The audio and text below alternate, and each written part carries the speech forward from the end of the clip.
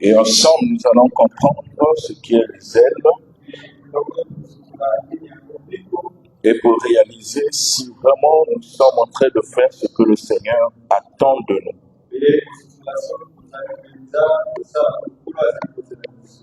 Amen. Vous savez, Jésus disait dans sa parole que peu seront sauvés. Dans le livre de Matthieu, chapitre 24, si on peut nous faire la lecture à partir du verset 8 jusqu'au verset 13,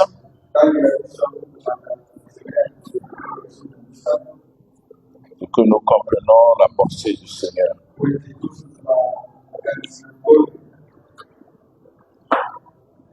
Comprendre ce que Dieu nous communique.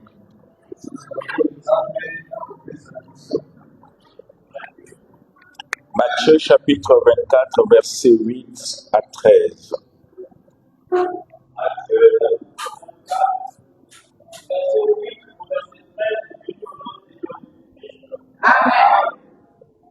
Cela ne sera que le commencement des douleurs.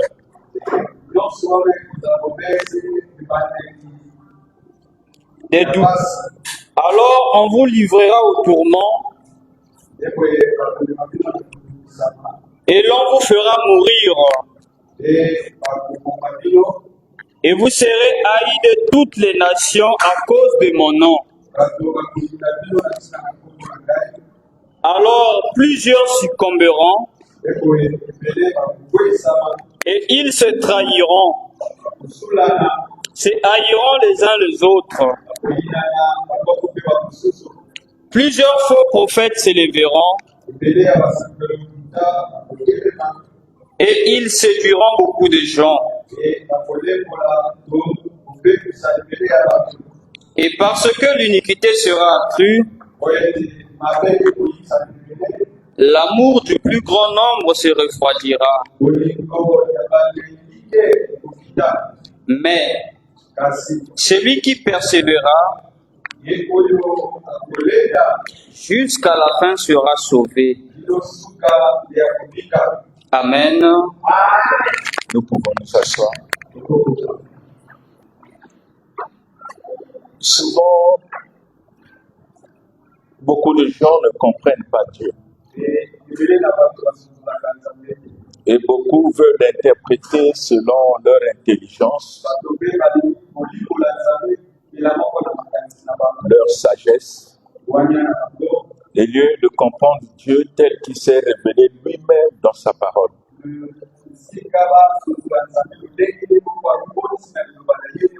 Et nous voulons souvent interpréter l'amour de Dieu selon l'homme. Dieu lui-même révèle son amour dans la parole.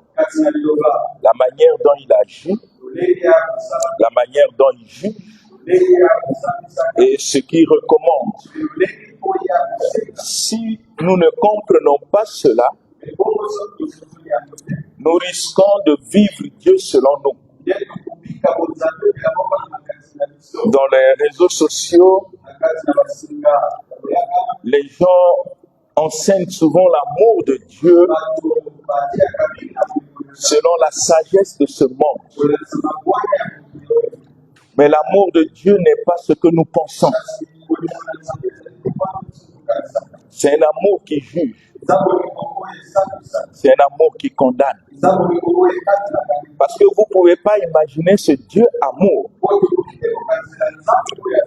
Il a créé les anges. La Bible ne nous dit pas comment Dieu a créé les anges. Mais la Bible nous montre la présence de ces créatures que nous appelons les anges.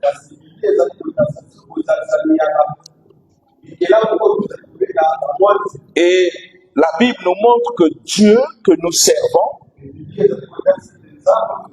est le même hier, aujourd'hui et éternellement. dans tout ce qu'il est, dans son amour, dans sa justice et dans sa manière d'opérer. Il est le même hier, aujourd'hui, éternellement. Il a amour hier, il a amour aujourd'hui, il a amour éternellement. Mais posez-vous la question, qu'est-ce qui s'est passé au ciel pour que Dieu qui est amour puisse chasser Satan? Posez-vous cette question. Le Dieu que nous servons est amour. Mais comment ce Dieu amour, malgré la faute commise par Satan, par Lucifer, comment l'amour peut chasser quelqu'un? Comment l'amour peut construire l'enfer pour Lucifer et les anges qui l'ont suivi?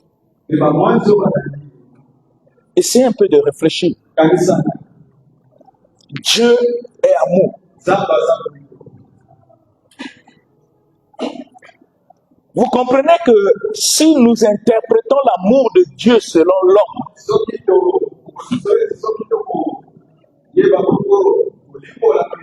nous risquons de fausser l'amour de Dieu. Parce que si on voit selon l'homme, l'amour pardonne, l'amour excuse, l'amour. Ça, c'est une définition que Dieu donne par rapport aux humains que nous sommes.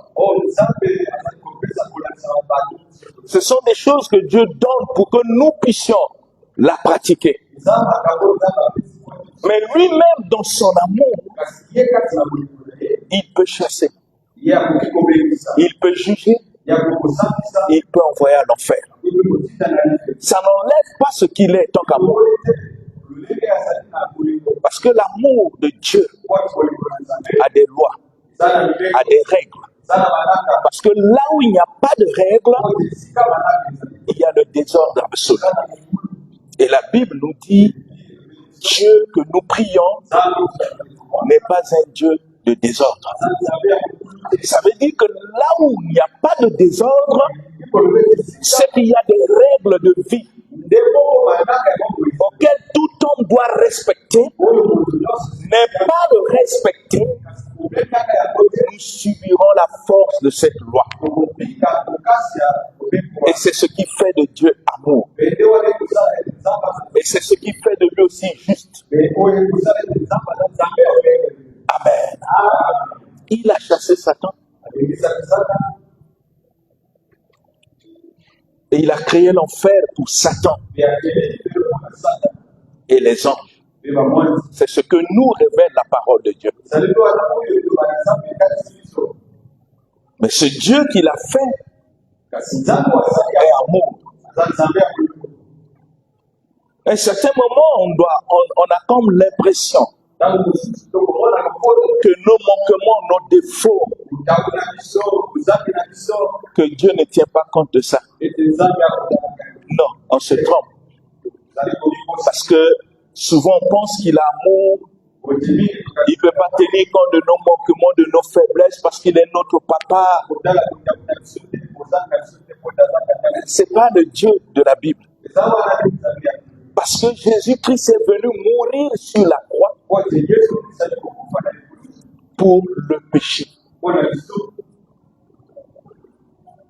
Il est mort sur la croix pour le péché.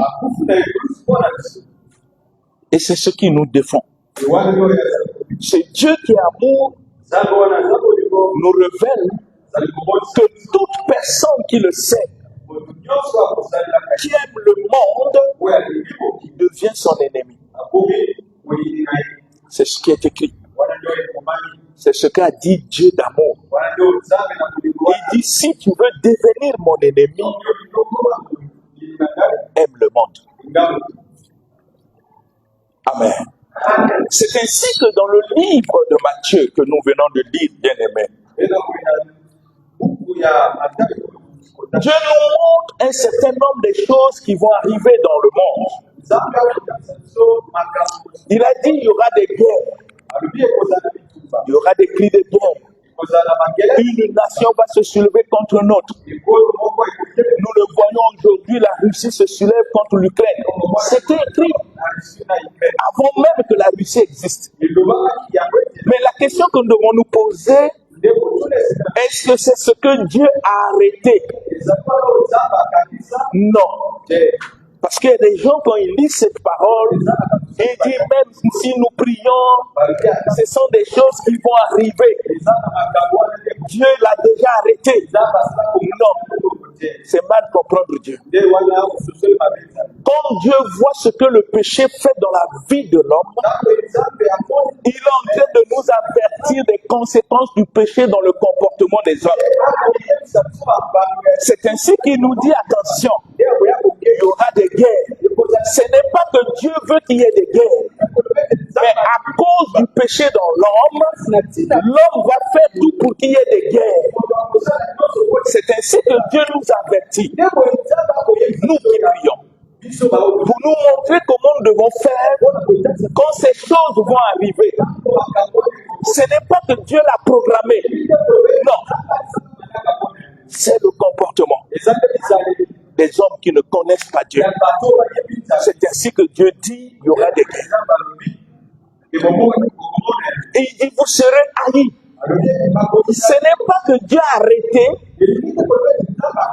dans son plan que nous devons être haïs. Non. Mais parce que Dieu sait, tous les hommes qui ne le connaissent pas, par leur comportement du péché, ils vont devenir ennemis de ceux qui prient. Il le sait. Mais il nous avertit que quand ces choses vont arriver, que nous puissions avoir le comportement qu'il nous exige dans sa parole pour ne pas tomber. Dieu sait que dans l'homme, il y a ce qu'on appelle les convoitises. Ce n'est pas qu'il veut qu'il y ait des convoitises, mais les convoitises sont des conséquences du péché. Et Dieu nous montre cela pour que nous ne puissions pas nous soumettre quand les convoitises se révèlent.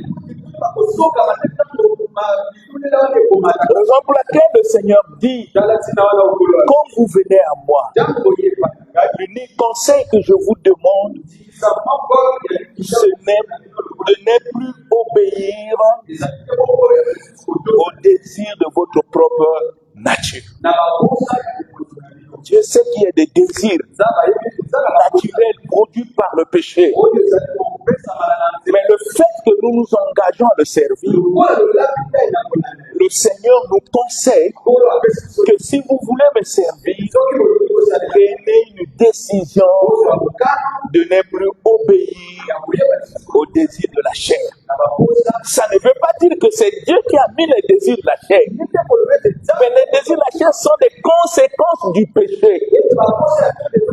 Jésus est parti mourir sur la croix pour le péché et que par la grâce, il nous donne la force par son esprit pour que nous puissions dominer les désirs de la chair.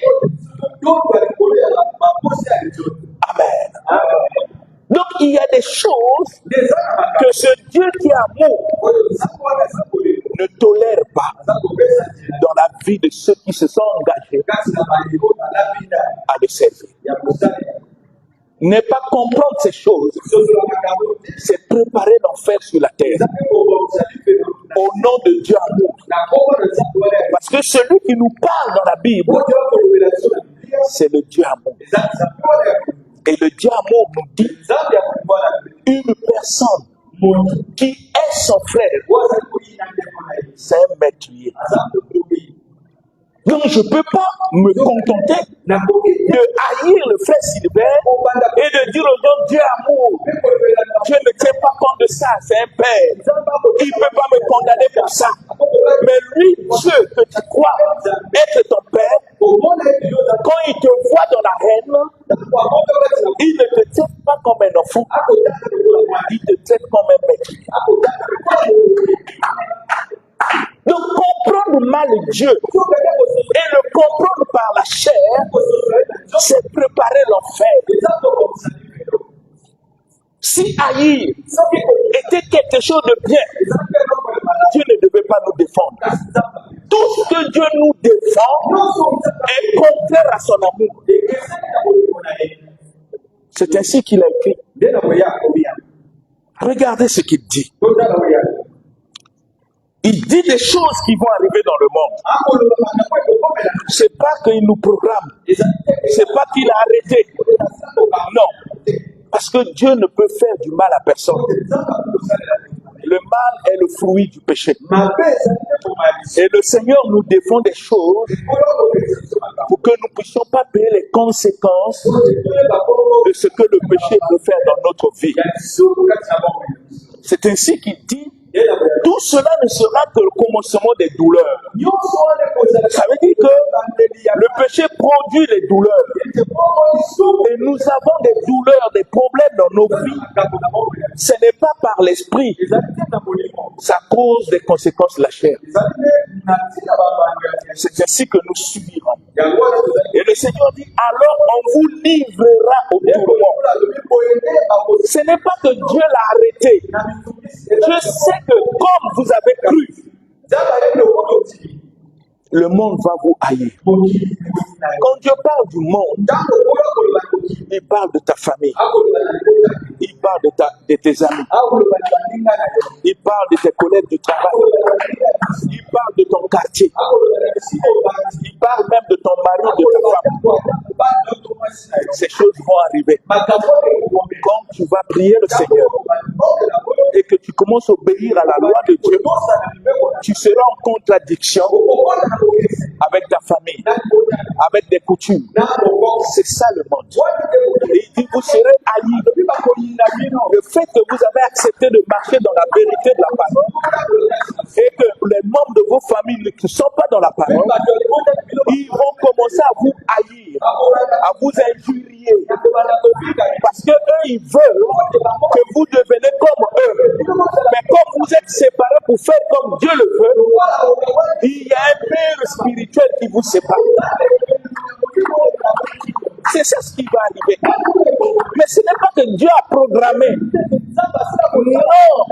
C'est parce que le fait que tu as connu la vérité, tu as un comportement dans la vérité. Et ceux qui n'ont pas connu la vérité, ils ont aussi un comportement. Et les deux comportements sont contradictoires. Est-ce que vous comprenez cela? C'est ainsi que vous trouverez quand vous priez beaucoup, même dans ta propre famille, il y aura des gens qui disent, qu'est-ce que tu veux montrer? Est-ce que tu penses qu'il n'y a que toi qui pries? Mais parce qu'ils ne comprennent pas. Tout le monde prie, mais tout le monde ne prie pas de la même manière. Est-ce que vous comprenez? Comme on peut dire, tout le monde va à l'école, mais tout le monde n'étudie pas de la même manière. C'est ce que Jésus veut dire. Ce n'est pas des choses qu'il a arrêtées. Non, il nous avertit, en tant que chrétiens, que le fait que vous avez cru, sachez que vous serez haïs. Mais qui va te haïr? C'est ceux qui ne prient pas dans ta famille, tes amis au niveau de travail. Parce que tu peux être chrétien, tu travailles quelque part, les autres sont habitués à la corruption, ils veulent te pousser à le faire, tu dis non, ça produira la haine dans leur cœur contre toi. C'est ce que Dieu appelle le monde. Pourquoi la haine est dans leur cœur? C'est parce qu'ils ne connaissent pas Dieu.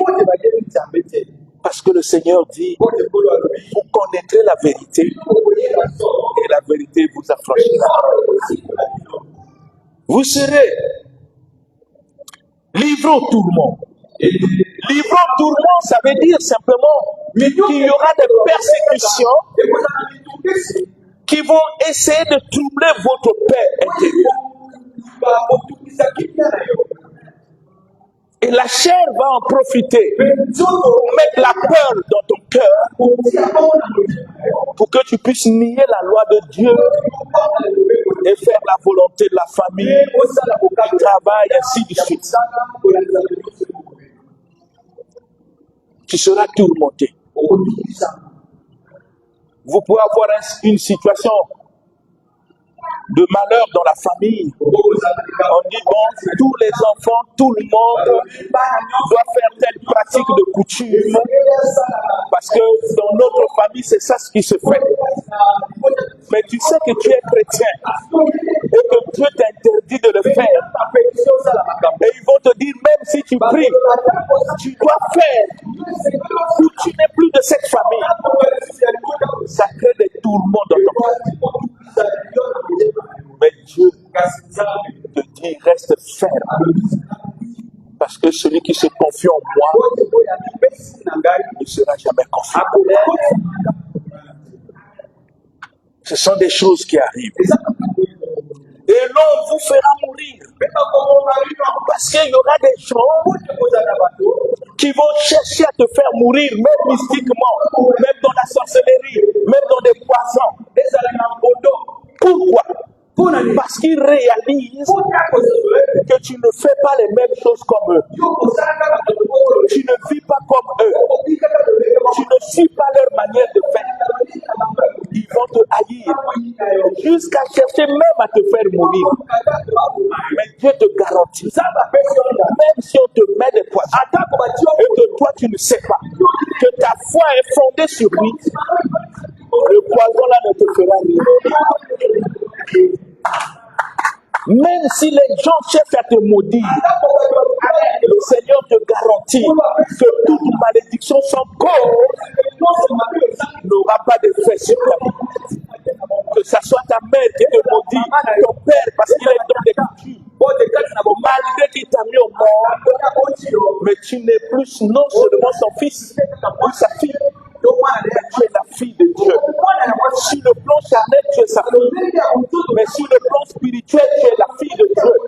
Et le Seigneur te garantit que ceux qui sont tes mêmes maîtres, personne ne peut les ravir.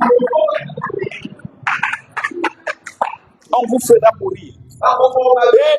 Et vous serez haïs de toutes les nations à cause de mon nom.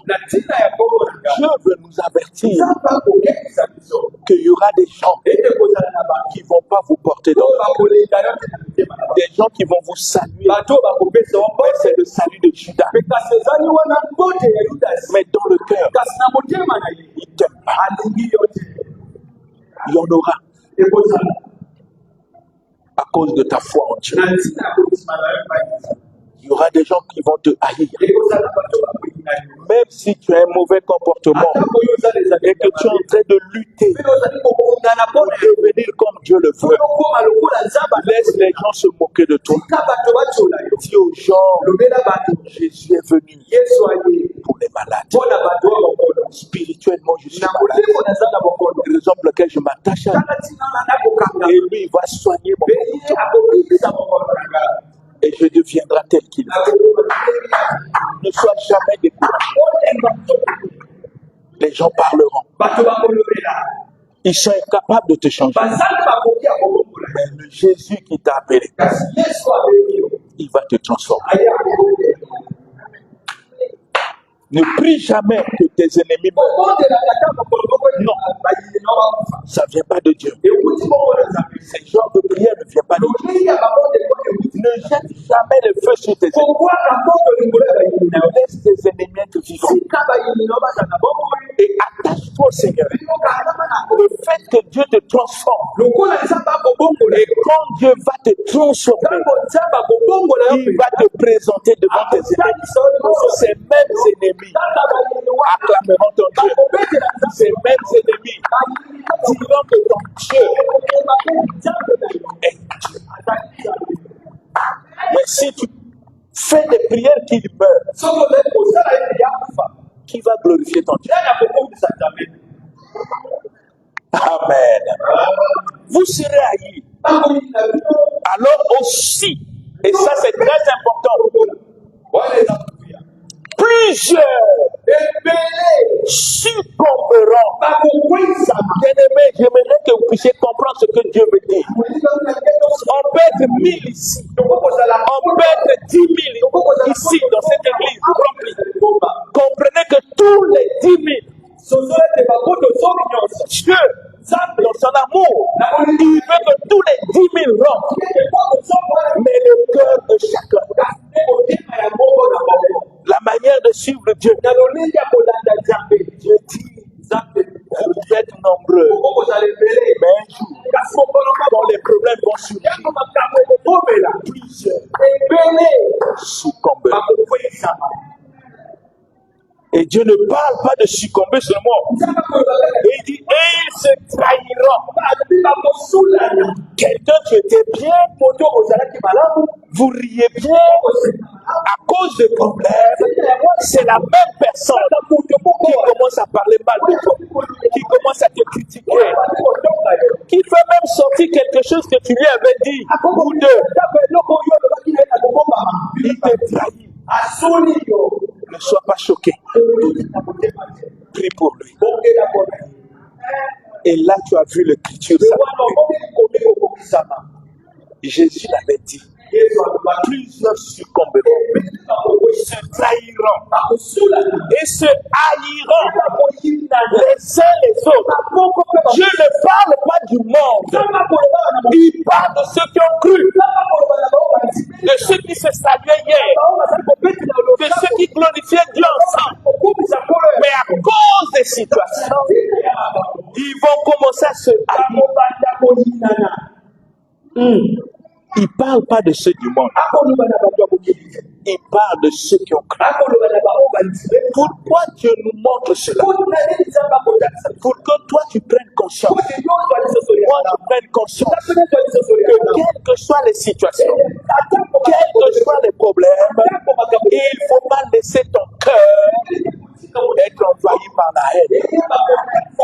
Pour que tu ne tombes pas dans le coup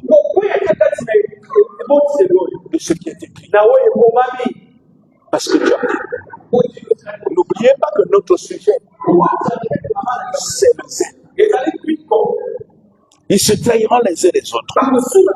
Et la Bible va, plusieurs faux prophètes se libéreront. Ils vont enseigner des choses pernicieuses. Et beaucoup seront séduits. Et les suivants. Les enseignements qui séduisent, qui amènent l'homme à la facilité. On en a parlé même hier avec un certain nombre de bien-aimés, des hommes de Dieu. Les gens croient que quand tu crois en Jésus, quand tu es sauvé, tu ne peux pas les perdre. Voilà un enseignement qui ne vient pas de Dieu. Parce que le Seigneur ici, dans ce passage, nous montre que malgré que tu as cru, si tu ne sais pas s'attacher, les problèmes peuvent faire que tu puisses tomber. C'est Jésus qui le dit. C'est pas un homme qui le dit. C'est Jésus qui est l'auteur du salut. Il dit malgré que vous avez cru, mais les problèmes peuvent faire que vous puissiez succomber. C'est dit de Jésus. Et il y a beaucoup de passages légendaires. Et le verset 12, il dit parce que l'iniquité sera crue. Mais nous ne pouvons pas empêcher le mal. Le mal va exister jusqu'à la fin du temps. Mais ce que Dieu nous montre, comment nous pouvons vivre tant que chrétiens dans ce milieu hostile, sans faire le mal. Amen. Le mal, tu ne peux pas l'enlever. Le mal existe. Mais Dieu montre à ceux qui ont cru, puisque vous avez fui le mal, mais le mal va toujours exister. Quand cela va se manifester, regardez comment vous devez vous comporter. Amen.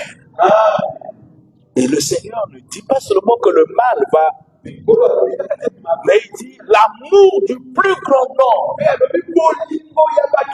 se refroidira. Dieu parle de ceux qui ont cru. Il ne parle pas aux païens. Ceux qui ont cru. Je vais vous prendre un exemple. Jésus a choisi Pierre. Il a choisi Judas. Tout ça sont des gens qu'il a choisis. Des gens qui ont cru. Jésus a envoyé ses disciples aller faire des miracles. Judas était là. Il a fait des miracles. Le souci de Jésus était que Judas comprenne que le mal n'est pas quelque chose de bon. Mais pourtant, c'est Jésus qui l'a appelé. Judas a mangé avec Jésus. Il a marché avec le Seigneur. Malgré qu'il était à côté du Seigneur. Mais son cœur n'était pas droit. Parce que Jésus ne transforme pas les cœurs de ceux qui refusent que la parole change. C'est-à-dire que tu peux venir dans le Seigneur. Si ton cœur n'est pas disposé à laisser le Seigneur Jésus transformer ton cœur par sa parole, tu peux passer 10 ans, 20 ans, le Seigneur ne fera rien. Parce que Dieu ne force jamais quelqu'un à changer. Mais il veut que la décision de changer devienne un acte d'amour de la personne qui a discerné, il veut. Et quand tu veux, tu laisses Dieu faire le travail. Mais quand tu ne veux pas, malgré qu'on te prêche, ton cœur restera le même. Ce n'est pas que Dieu n'est pas puissant, mais c'est parce que tu refuses. C'est ainsi que quand Jésus était sur la terre, il prêchait. Il n'a pas pu convaincre les familles. Il n'a pas changé le cœur de Judas. Parce que la Bible dit à la fin, le diable est rentré dans son cœur. Et Jésus lui dit, ce que tu as fait, fais. Parce que pour Dieu, quand tu refuses qu'il te change, tu deviens responsable de ta propre vie. Raison pour laquelle Dieu commence toujours à la repentance. Il dit repentez-vous. Dieu ne te force pas à se repentir, mais il te montre que si tu veux me suivre, il faut commencer à te repentir, à prendre des décisions pour permettre à Dieu de transformer ta vie. Mais tant que la décision n'est pas dans ton cœur et que tu fais semblant, année par année, tu resteras la même personne. Et tu cours un danger. C'est ainsi que Dieu dit l'amour du plus grand nombre se refroidira. On manque d'amour. On commence à nous critiquer, à haïr les autres. C'est la preuve que l'amour n'est plus dans ton cœur. Si je commence à parler mal de la sœur Cathy et que hier on était bien, c'est la preuve l'amour n'est plus dans mon cœur.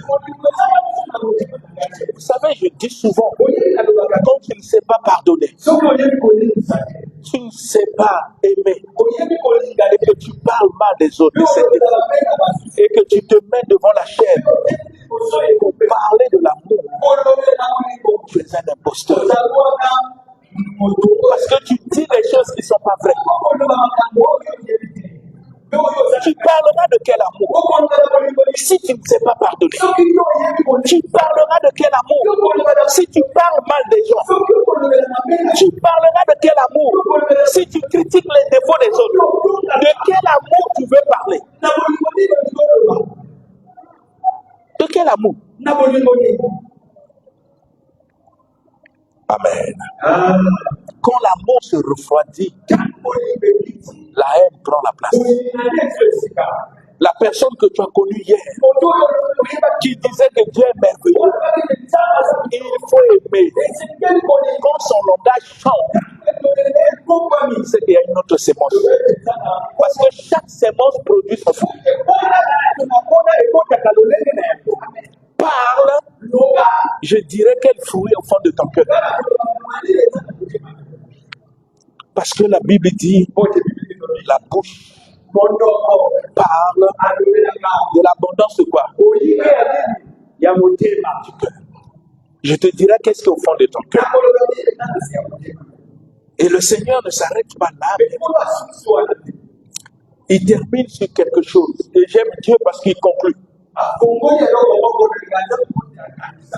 Parce qu'il veut montrer que nous devons faire attention. Croire en Dieu, c'est bon. Le chanter, le louer, c'est bon. Mais ça garantit encore rien dans ta vie. Ça garantit même pas ton salut.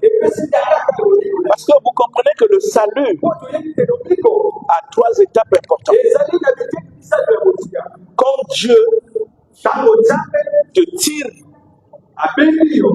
du monde, des ténèbres, à la lumière, ça s'appelle être sauvé. Mais ça ne garantit pas la vie éternelle. C'est un pas. Ça dit il t'a mis en large. Il t'a mis en large. Alors, dès que Dieu te met dans la lumière de la parole commence à t'éclairer. C'est à ce moment-là que tu dois prendre des décisions pour quitter la puissance de Satan et rentrer dans la puissance de Dieu. Vous voyez les étapes? Dieu t'a sauvé, le fait qu'il t'a tiré des ténèbres et t'a amené à la lumière. Et dans la lumière, il commence à t'éclairer, te montrer des choses que toi tu ne connaissais pas. Et en connaissant ces choses, ce que Dieu attend de toi, c'est des décisions maintenant. Par exemple, il t'a tiré des ténèbres. Les ténèbres veut dire le monde. Là où tu ne connaissais pas Dieu, Dieu t'amène, on dit il est sauvé. Sauver veut dire faire partie quelqu'un du point A pour l'amener au point B. Est-ce que vous comprenez? Quelqu'un qui est condamné à mort, qu'on l'a mis en prison, et que le président de la République décide de le gracier, il le prend, il le fait sortir de la prison et le met à la liberté. Juste là, rien n'est garanti.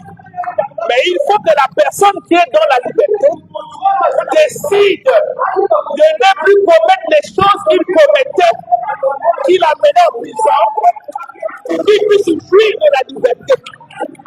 Il dira, le président m'a sauvé, mais ça ne garantit pas ta vie. Parce que si tu continues à faire les mêmes choses, tu vas repartir en prison et le président ne va plus te sauver. Je ne sais pas si vous comprenez les choses. C'est comme ça que nous sommes. Étant dans la lumière, quand Dieu nous tire les ténèbres, il nous amène. Pourquoi il nous enseigne tout le temps? Pourquoi on doit venir à l'église? Mais pour que la lumière de la parole, chaque jour nous éclaire, pour que nous voyons dans notre vie quelles sont les parties qui nous attachent encore avec les œuvres du diable. Parce que la Bible dit la parole de Dieu. En elle était la vie, mais cette vie était la lumière. C'est pour nous éclairer. C'est de la même manière. Quand Jésus nous appelle, il nous fait sortir des ténèbres, il nous amène dans sa lumière. Et quand nous arrivons, ça garantit encore rien. Ce que nous savons, c'est que j'étais dans le monde, Dieu m'a appelé. Maintenant, puisque je suis en Dieu, comment je dois marcher? Comment je dois vivre? Alors la lumière commence à me montrer ce que je dois faire, que je demeure. Il dit, tu as vu, tu es venu. Maintenant, tu dois apprendre à aimer tes ennemis. Est-ce que vous comprenez? Et quand je le mets en pratique, ça veut dire que j'ai quitté la puissance de Satan qui mettait dans mon cœur la haine contre mes yeux.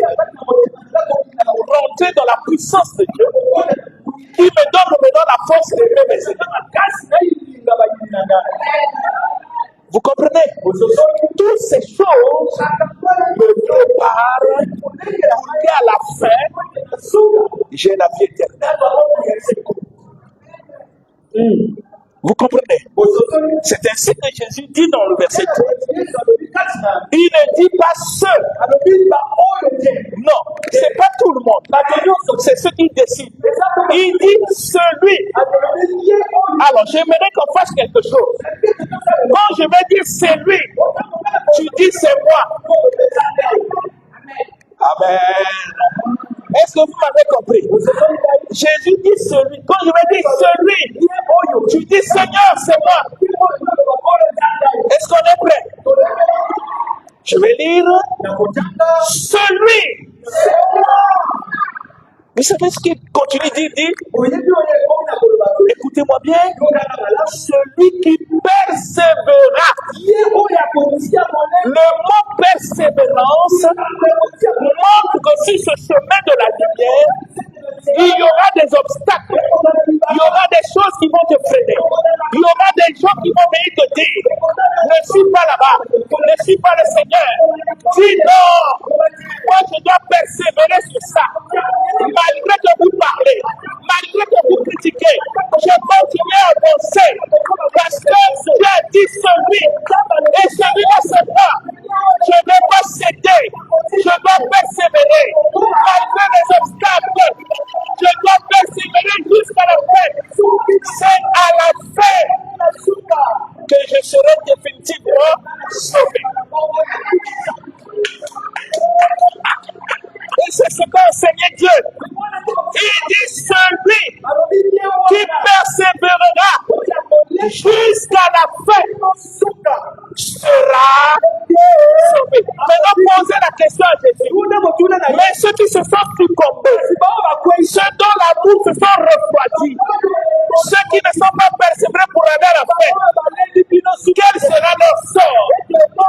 Dieu ne parle même pas d'eux. C'est comme s'ils sont tombés dans l'oubli. Dieu fixe les yeux. Il fixe ses yeux. Il fixe ses regards. Non sur ceux qui ont succombé, mais sur ceux qui persévèrent pour aller jusqu'à la fin. C'est celui-là qui sera sauvé. Et Jésus est clair. C'est pas parce que tu as commencé que tu es sauvé, mais c'est quand tu vas persévérer jusqu'à la fin. Parce que devant Dieu, c'est pas le commencement de ta croyance qui compte. C'est la fin. Bien-aimé, fille, que tu aimes une femme, c'est encore rien. Va la marier officiellement, c'est encore rien. Nous voulons vous voir. Si l'amour est très vrai, vous devez persévérer avec cette femme jusqu'à ce que la mort va vous séparer. Et là, on va croire que tu as aimé. Est-ce que vous comprenez? Parce que tu peux te réjouir. C'est ma femme. Tu es le bonbon chocolat. Oh, mon bébé. Tes joues comme les pommes. Ça, c'est les théories. Quand les problèmes vont arriver, je vais t'entendre dire les mêmes poètes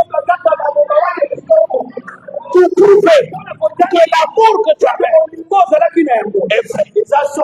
Parce que pour le Seigneur, c'est pas le début, c'est pas le milieu. Dieu t'attend à la fin.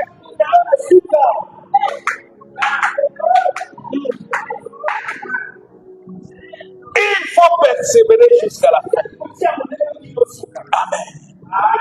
Mais qu'est-ce qui nous donne la force de maintenir, de persévérer et de prouver à Dieu notre fidélité? Il y a eu des gens qui ont fui Jésus. Il avait toute une foule. Et quand Jésus leur a dit la vérité, ils sont partis. Jésus ne s'est pas inquiété. Parce qu'il a besoin des personnes qui le servent avec conscience et responsabilité. Jésus a besoin des personnes qui ont décidé dans leur cœur qu'ils peuvent, qu'il neige, je mourrai entre les mains. Il cherche ces personnes. Il cherche. Mais qu'est-ce qui fait que nous puissions être percés, déterminés, servir Dieu avec notre cœur, que nous ne puissions pas être des enfants ballottés à tout vent. Parce que personne ne peut te balloter. Il n'y a que toi-même. Personne ne peut décider à ta place. Quand tu deviens déjà, tu atteins l'âge adulte, ni ton père ni ta mère ne peuvent plus décider à ta place. La décision de ta vie entre tes mains. Les gens peuvent te conseiller, mais le dernier mot te revient. Et c'est toi qui dois assumer les conséquences de tes décisions, en bien ou en mal. Parce que quand ça va tourner au vinaigre, c'est pas ton père qui va pleurer, c'est toi qui pleures. Parce que vous savez bien aimé, les gens ont l'habitude de dire que Dieu a déjà préparé les destins de chacun. Il a tracé. C'est pas l'évangile, ça c'est le diable. Dieu n'a pas préparé les destins de chacun. Dieu nous a créés pour vivre libre. Mais le destin de ta vie, est entre tes mains. Par exemple, laquelle Dieu te montre, il te donne les outils. Quand Dieu dit obéissons des outils, pour que tu puisses façonner tes destins. Il y a eu des gens dans la Bible quand le Seigneur leur a parlé, ils n'ont pas cru. Et Dieu leur a dit, puisque vous ne voulez pas, je vous laisse faire ce qui est au fond de votre cœur. Ça veut dire que c'est toi qui ta destinée de la vie est entre tes mains. La décision n'appartient pas à Dieu, mais c'est à toi. Parce que Dieu met devant toi la vie et la mort. Il te demande de choisir la vie. Le choix, c'est pas Dieu qui le fait. Le choix que tu fais, ça va déterminer ta destinée. Mais cela dépend de toi. Amen. Amen. Ça dépend de toi. Tu peux décider de choisir d'aller voler. Et on t'attrape, on te tue. Ce n'est pas Dieu qui a voulu ainsi. C'est toi. Il ne faut pas accuser Dieu de tout ce qui arrive dans notre vie. Non. Parce que la volonté de Dieu, il ne veut pas qu'un homme puisse périr. Que tous les hommes, sans exception, parviennent à la repentance. Voilà ce que Dieu veut. Mais quand tu vas voler, on te tue, ce n'est pas la volonté de Dieu. C'est toi qui as déterminé ta destinée. Il y a des choses qu'il faut enseigner bien. Dieu, non, Dieu a tout préparé, il a tout tracé, la vie de chacun est déjà déterminée. Bien-aimé, raisonnez vous-même. Si la vie est déjà déterminée, qu'est-ce qu'on vient chercher ici? Pourquoi on doit prier? Ça va changer quoi si c'est déjà arrêté? On va prier pourquoi? C'est déjà arrêté. Mais puisque ce n'est pas arrêté, Jésus a dit, je bâtirai mon église pour montrer aux hommes, pour qu'ils prennent leur destinée en main. Je vais mettre à leur disposition ma parole. Parce que de l'autre côté, le diable aussi met à leur disposition ses paroles. Au milieu, c'est l'homme. Le choix, c'est l'homme. Dieu ne viendra pas choisir à ta place. Même si tu décides, tu ne pries pas. Je ne vais plus venir à l'église.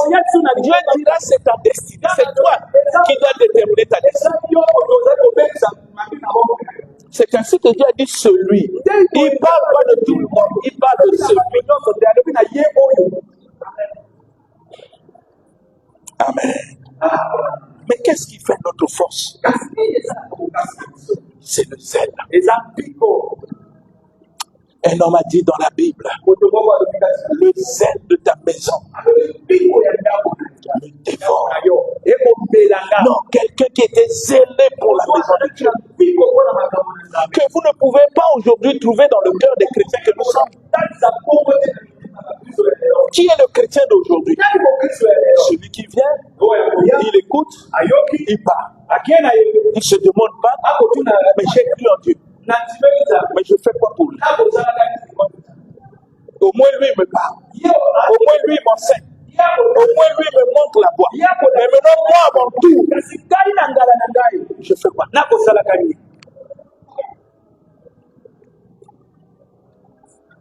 Quelqu'un dit, le zèle de ta maison me dévore. Et un autre a crié, il dit, Seigneur, mieux vaut que je passe quelques jours dans ta maison que 1000 jours ailleurs. Et l'autre crie, par le zèle, j'ai de la joie. Quand on me dit d'aller dans la maison de l'Éternel. Mais nous, parfois, nous boudons. Quand tu n'as pas mangé, la nourriture au feu, l'heure de l'église arrive, tu commences à blâmer l'heure. L'heure n'a pas un problème. Lui tourne.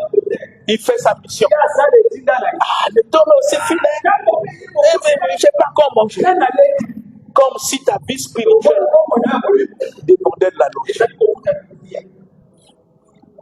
Est-ce que tu as le zèle? Est-ce que vraiment tu as le zèle? Jusqu'où tu peux aller avec Dieu? Quelles sont les décisions que tu peux prendre dans ta vie pour le Seigneur? Quelles sont les choses que tu peux abandonner pour Dieu? C'est ça ce qui détermine le zèle. Quand le véritable zèle est installé dans ton cœur, tu n'as plus besoin de faire des choix. Parce que tu l'as déjà fait. Parce que ton choix, c'est Dieu. Abraham n'avait plus besoin de faire le choix. Parce qu'il avait déjà fait. Son choix, c'est Dieu. Il avait tellement le zèle pour Dieu, au point où Dieu pouvait lui dire, sacrifie ton fils. Abraham n'a pas discuté. Abraham n'a pas cherché à expliquer. Comprenant la voix de Dieu, le zèle qu'il avait, l'a mis en action. Parce que le zèle te donne la force d'agir. Abraham agit par le zèle. Il a dit à son fils, demain, on va aller faire le sacrifice pour Dieu. Mais il parle à qui? Au sacrifice. Il ne lui a pas dit. Parce que s'il avait dit, l'enfant devait courir. Parce que le zèle te permet de fermer les portes qui peuvent te distraire pour ne pas accomplir ce que Dieu te demande. Déterminé. Il n'a pas dit à sa femme. Parce qu'il sait, si je dis à ma femme, il y aura réunion de famille. Il dit, le zèle ne me permet pas. Parce que le zèle me pousse à accomplir. Parce que j'ai déjà fait un choix. Mon choix, c'est Dieu. Je ne résiste pas devant ses paroles. Parce qu'il a le zèle qui bouillonne dans son cœur. Dieu a parlé. Oui, il a parlé. Il n'a pas besoin de prier, de gêner. Il sait ce que Dieu attend. Il prend l'enfant. Avec ses travailleurs, il va ensemble. Arrivé quelque part, il dit à ses travailleurs, vous allez rester ici. Parce que s'il les avait amenés là-bas, il devait empêcher Abraham d'accomplir. Vous voyez les stratégies de celui qui est zélé pour Dieu. Il prend son fils seul et va. Et arrivé quelque part, l'enfant lui pose la question. Mais papa, le bois est là. L'allumette est là. Le couteau est là. Le couteau. Mais où est l'animal? Abraham sait dans son cœur que celui qui lui pose la question, c'est l'animal. Et c'est son propre fils. Il dit, ne te pose pas la question. Tu pouvoir. Est-ce que vous comprenez le zèle, quand le zèle est dans le cœur? Ils arrivent à l'endroit. Il avait une force que vous ne pouvez pas imaginer. Il a attaché son propre fils. L'enfant qu'il a mis au monde. L'enfant qui cherchait l'enfant que Dieu lui a donné. Il a caché l'enfant. Il a fait l'autel. Il a posé l'enfant. C'est son enfant. Les regards entre le fils et le père. Abraham dit, le zèle que j'ai pour Dieu, là, même si tu me regardes, tu vas mourir. Vous voyez comment le zèle fait dans le cœur. Il prend le couteau. Et moi, je suis persuadé, c'est moi qui imagine. Je me mets à la place d'Isaac. Quand le papa prend le couteau, peut-être que l'enfant. Maintenant, je suis convaincu.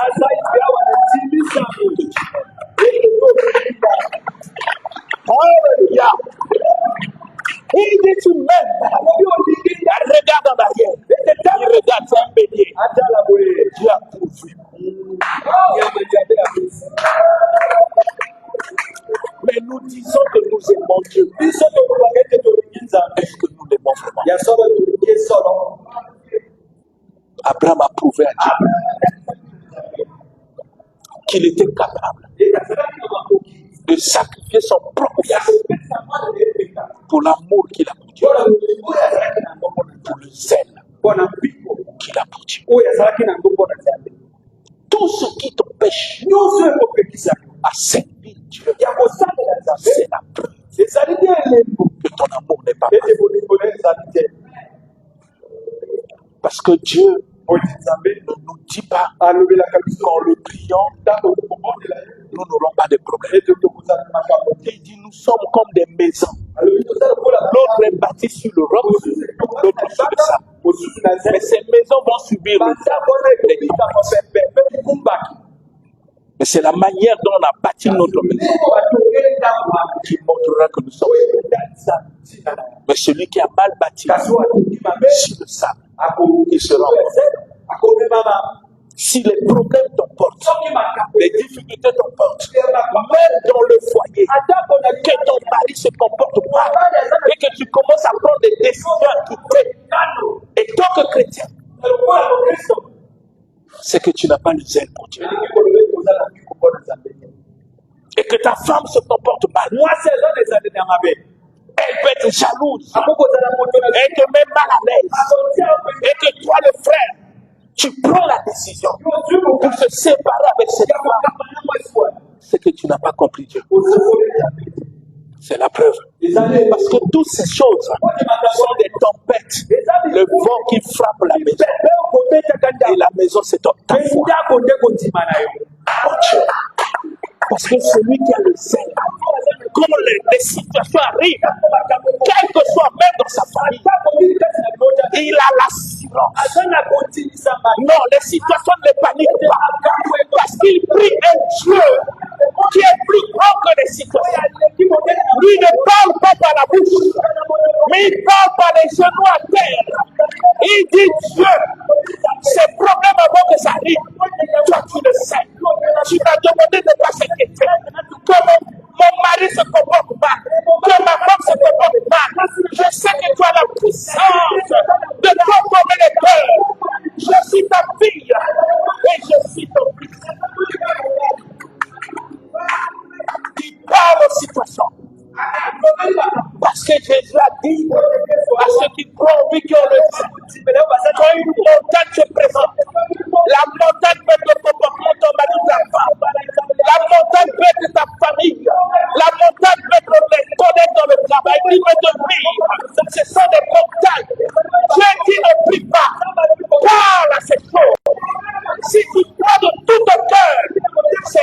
dans ses ailes. Jésus n'a pas prié quand il y avait la tempête. Non, il avait tellement de zèle. Il dit bon.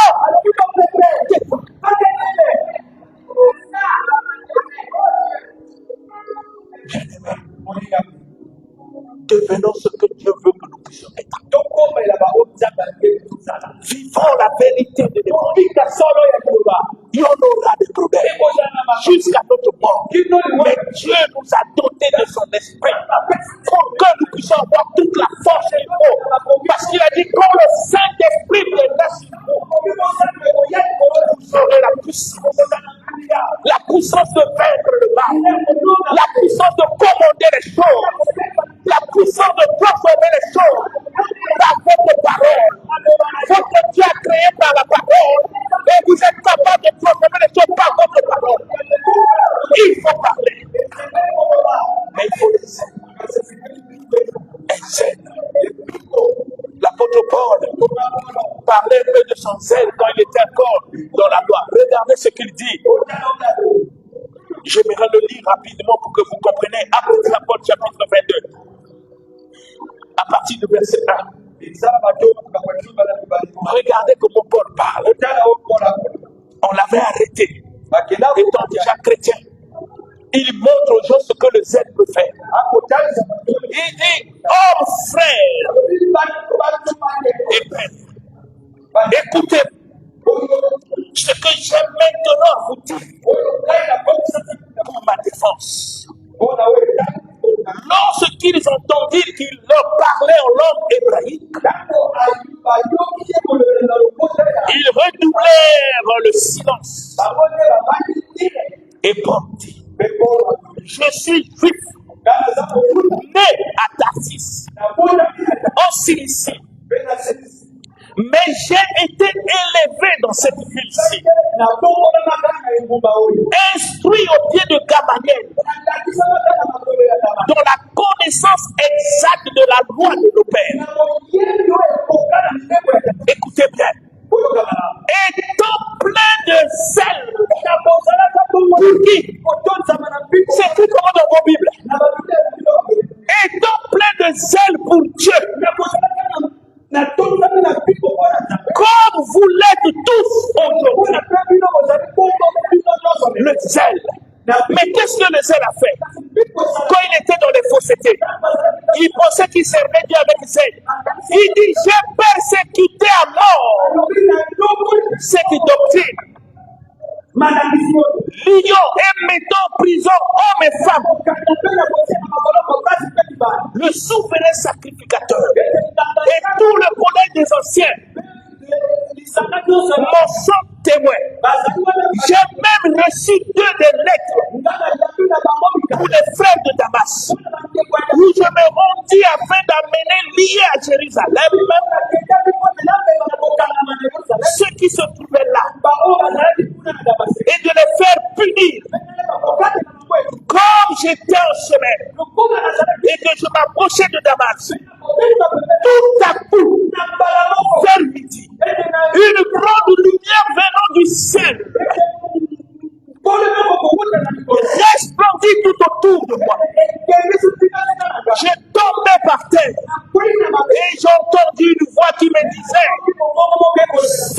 Saul, pourquoi me persécutes? Je répondis, qui es-tu, Seigneur? Et il me dit, je suis Jésus de Nazareth que tu persécutes. Ceux qui étaient avec moi virent bien la lumière et ils entendirent par la voix de celui qui me parlait. Alors j'ai dit, que ferai-je, Seigneur? Et le Seigneur me dit, lève-toi, va à Damas, et on te dira tout ce que tu dois faire. Alléluia. Voyez le zèle. Le zèle qu'il avait, ça l'a appelé à arrêter tout le monde parce qu'il pensait. Mais quand Dieu l'a touché, quand Jésus a apparu dans sa vie, Paul devenu 10 fois plus zélé que lorsqu'il était dans le monde. C'est ainsi que par le zèle, il dit tout ce qui était pour moi comme des accompagnements, tout ce qui faisait ma fierté, tout ce qui faisait mon orgueil, tout ce dont les gens m'admiraient. J'ai regardé toutes ces choses comme une bête. Je regarde toutes choses comme de la boue. Écoutez bien, à cause de l'excellence, de la connaissance de Jésus, mon Seigneur, c'est le zèle. Le zèle ne peut pas t'arrêter. Le zèle, c'est un feu qui bouillonne dans ton cœur. C'est ainsi qu'on a prophétisé sur Paul. On dit que celui à qui appartient cette ceinture sera arrêté et mis en prison. Paul regarde sur sa ceinture. Il dit arrêtez, mettre en prison. Cela me porte peur. Même mourir pour le Seigneur. Je suis prêt. C'est le zèle. Mais toi et moi, on dira quoi? Dans le livre de Romains chapitre 12, regardez ce que la Bible dit. Romains 12, 11. Je vais le lire rapidement, bien aimé. 12, 11. Que dit le Seigneur? Ayez du zèle. Oh là là. Ayez du zèle et non de la paresse. Soyez fermes d'esprit. Servez le Seigneur. Ayez du zèle. Ayez du zèle. Et non quoi? Nous on est comment? On est comment? Hein? On est comment? On nous a dit samedi, il y a évangélisation. Vous savez quand on est zélé, dès qu'un message tombe, non, le cœur commence à bouillonner. Tu arranges tous tes programmes pour que samedi tu ne manques pas. Rien ne peut te détruire. Tu es commerçant. Je dis, je vais d'abord vous servir. Le zèle t'amène à faire l'évangélisation. 11h, 12h, vous terminez. Tu dis à 13h, je vais vendre. Tu viens et on dit que tu es venu en retard. Non, Dieu n'est jamais en retard. Même s'il est tard, il n'est pas en retard. À 11h, tu as vu ton zèle. Il va attirer les clients. Et on va dire, non, il a fétiché. Non, ce n'est pas des fétichés. C'est le zèle. Ayez le zèle et non de la paresse.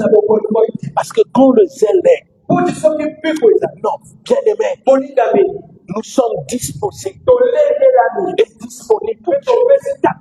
Nous pouvons sacrifier beaucoup de choses dans notre vie, sacrifier nos programmes, même si ce n'est important, pour être avec le Seigneur. Ça, c'est le zèle qui le voit. Et Dieu cherche des gens, des femmes et des hommes aujourd'hui. Mais qu'est-ce que Dieu voit? Chacun est préoccupé pour sa vie. Chacun est préoccupé pour ses affaires. Chacun est préoccupé pour ses situations familiales. Et quand tout tourne mal, ils viennent vers Dieu. Non. Que les situations te trouvent dans le zèle. Dieu veut ces gens. Regardez Galates 4, verset 18. Qu'est-ce qu'on nous enseigne là? Le zèle. Est-ce qu'on est zélé? On dit répétition des chants. Dieu n'a pas besoin de voix. Il a besoin des chants zélés. Des gens qui peuvent arrêter tout leur programme pour aller honorer Dieu. Et quand ils chantent les dimanches, non, les anges assistent. Parce qu'ils savent que ce n'est pas des gens qui nous présentent la voie, mais c'est les fous de Jésus. Parce que le zèle te rend fou. Tu deviens incompris par les gens. Incompris. Et Dieu veut des hommes et des femmes comme ça. Regardez Galates 4, verset 18. verset. Parce qu'il y a des faux ailes. Il y a des gens qui ont des faux ailes. Mais ici, nous parlons du vrai zèle. Il est bon d'avoir du zèle pour ce qui est bien, en tout temps, et non pas seulement quand je suis présent par là. Paul parle à ses enfants. Il dit, on est une église. Même si moi je ne suis pas en tant que leader, mais vous devez garder, montrer le même zèle, avoir ce même bouillonnement, de venir à l'église, de ne pas dire non, aujourd'hui papa ne sera pas. Non, ce n'est pas papa qui est la vie éternelle pour vous. Lui, c'est un instrument que Dieu a choisi pour que vous puissiez le connaître, Dieu, que vous puissiez servir Jésus. Lui, c'est un instrument. S'il est absent, Jésus est là. Jésus veut voir votre zèle. Même s'il est absent, tu dis, je vais aller à l'église, je vais aller prier. Comme le maître dit ses prières, le zèle te pousse en tout temps à être présent. Quand vous voyez dans votre vie que le zèle a disparu, c'est que vous êtes dans un déclin spirituel. Parce que Paul disait à cause du zèle, il dit je fais tout à cause des débauches. Je fais tout. Mais toi tu fais tout pour toi-même, pour ta famille, pour ton mari, pour ta femme, pour tes enfants. Tu fais tout pour qui? Il dit je fais tout pour l'évangile. C'est le zèle qui parle. Vous ne pouvez pas expérimenter Dieu. Vous ne pouvez pas voir la puissance de Dieu dans votre vie si vous n'avez pas le zèle. L'inquiétude qui monte dans votre cœur. Mais si je vais maintenant à l'église maintenant, comment ça va se passer? Laisse Dieu s'en occuper. Parce que je connais une femme.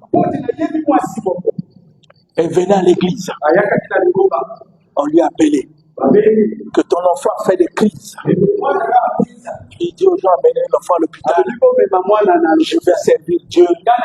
Une fois que j'ai terminé, je vais vous suivre. Les gens criaient. Elle est venue à l'église. Elle a servi Dieu. Et dès qu'elle termine, elle appelle. Vous êtes à l'hôpital? J'arrive. Dès qu'elle arrive, c'est sa famille qui le ramasse. Comment tu le fais comme ça? C'est ton enfant. Tu vas à l'église, mais tous les jours tu pries. Mais là c'est un cas. Comment? Il dit il fallait Dieu. Où est l'enfant? Il voit l'enfant dans un état grave. Il tient son enfant. Il dit Seigneur, je suis ta fille. Tu es prioritaire dans ma vie. Tu m'as demandé de jamais s'inquiéter. Je sais que l'enfant là est malade. Je sais aussi, si tu décides à l'instant même qu'il sera guéri, que cela soit ainsi, et que ton nom soit glorifié. Dès qu'elle enlève la main, l'enfant qui dit maman, l'enfant se lève. La maladie est partie. Est-ce que vous comprenez ça? Ça dit Dieu peut faire au-delà de ce que tu penses. L'enfant s'est levé. Les médecins étaient étonnés. On a pris l'enfant. On a refait l'examen. C'est comme si l'enfant n'était jamais malade. Pourquoi? La grandeur de sa foi. Son zèle à parler.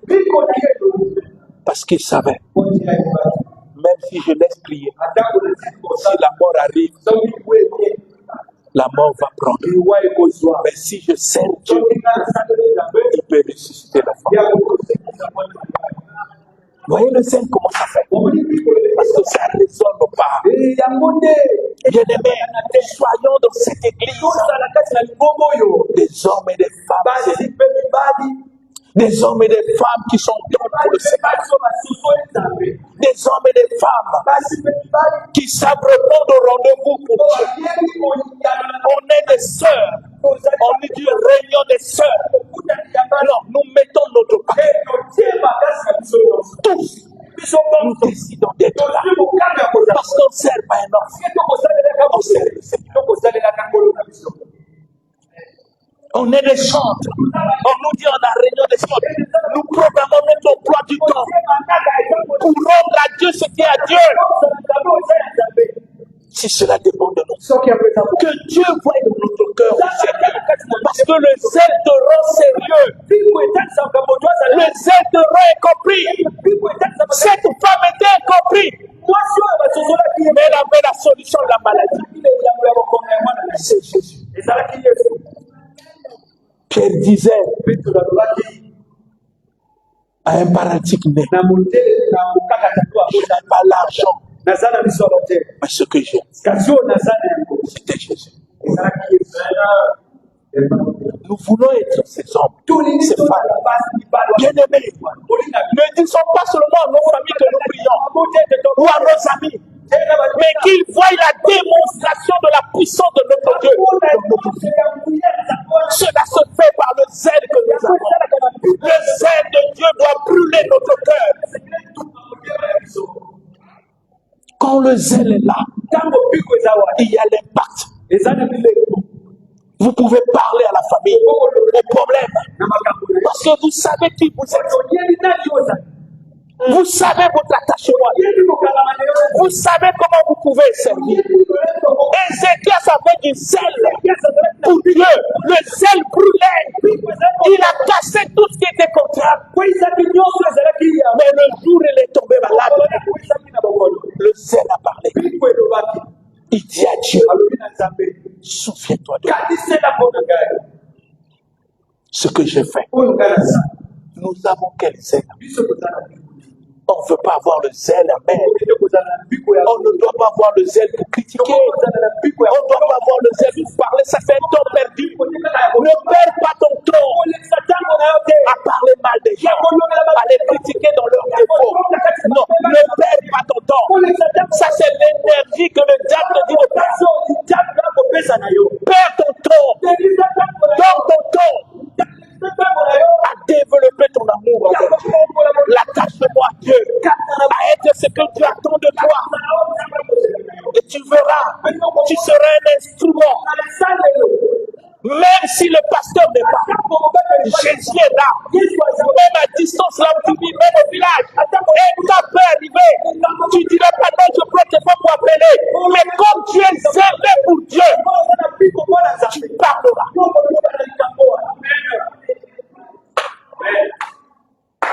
Il faut te connaître. Dieu ne t'a pas appelé pour être un figurant. Dieu t'a appelé pour influencer tes amis, pour influencer ta famille. Qu'il voie la puissance de ton Dieu. Qu'il voie ce que Dieu est capable de faire dans la vie de quelqu'un. En commençant par toi. Et il faut le zèle. Ayez du zèle. Et non de la paresse. La paresse te tue. La paresse détruit le meilleur. Je me rappelle, j'avais un problème de don. Mon don de sagesse. Ça pose un problème. Il y a eu même une nuit, vraiment, je n'arrivais pas à dormir. Ceux qui ont eu le mal de dents savent ce que le Ma femme me dit, moi, il faut aller à l'hôpital. Je dis non. Si Dieu peut ressusciter les morts, la donne est rien. Si la donne là, c'est foutu, Dieu va l'enlever. J'ai prié le Seigneur.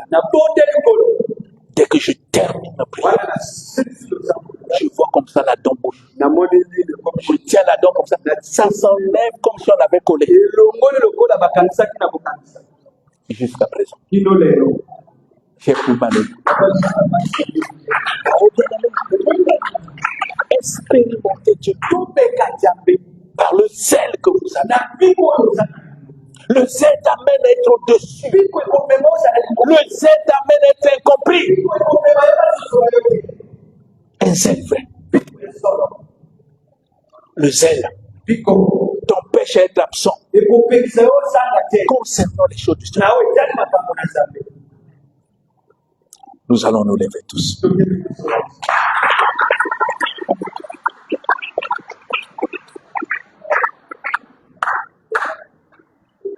Soyons zélés. Oui, tu peux.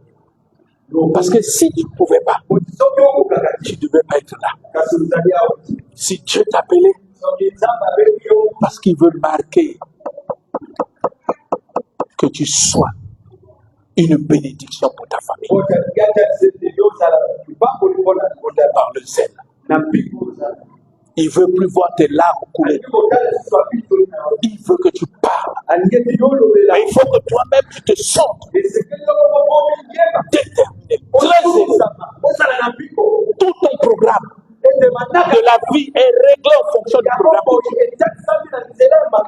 Dieu. Si cela dépend de toi, tu peux faire asseoir un certain nombre de choses pour aller accomplir ce que Dieu attend de toi. Il faut toujours être comme ça. Je vous ai dit que depuis que j'ai cru, je ne sais pas si j'ai manqué l'église 5 fois. Et mes absences souvent à l'église, parce que Dieu m'appelle à travailler.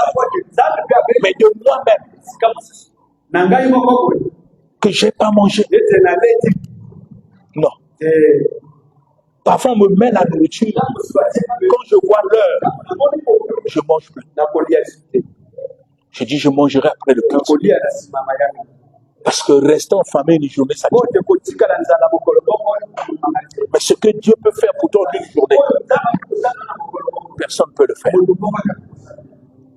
Soyez déterminés. Vous aurez des luttes, vous aurez des gens qui vont chercher à vous décourager. Prends ta propre vie en charge. Personne ne peut conduire ta vie spirituelle. Il n'y a que le Seigneur par sa parole. Le diable a toujours tendance de vous éloigner de ce qui est vrai. Prends conscience de cela. Tu n'es pas venu accompagner quelqu'un. Tu es venu pour être un acteur. Dieu t'a appelé pour être un acteur. Défie ta propre vie.